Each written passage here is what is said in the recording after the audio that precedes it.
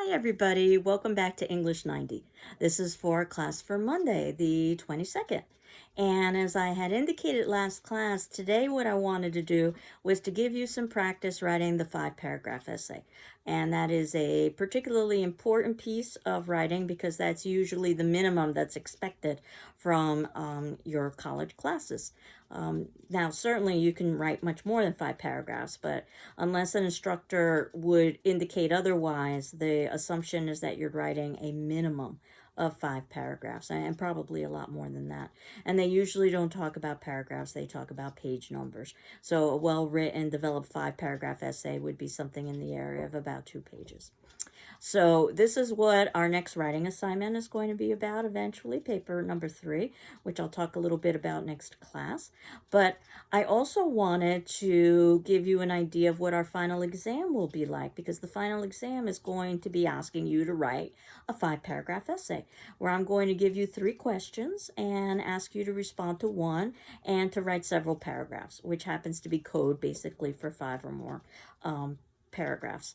And I know that anything that you do in a final exam that happens to have a short period of time in which to respond wouldn't be nearly as well developed or as polished as something that you would do over a period of days or weeks, which is what you usually do with papers. But you're usually expected to be able to do both kinds of writing in college. The kinds of writing where you can really refine and develop and edit because you've got weeks, and then the kinds of writing that you might have to do within the moment or within a period of hours, and that ultimately, while it's not as well polished, you still should be able to communicate. So I thought that we could practice that for this class, and this would be the class attendance question, basically. That what I would do, and if you can see below in the notes, what I have done, is that I have given you something that looks like what you will experience for the final exam. Now, the questions obviously will be different, but this will give you a kind of idea of what it is I'm going to be asking.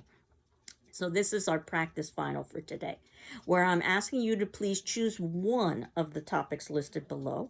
You've got 3 questions, and if you respond to more than one, I read just the first and stop reading, and it'll be the same with the final exam.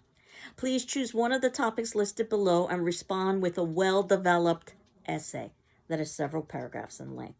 So for your practice final, these are your 3 choices. Discuss a personal possession that is extremely important to you and why.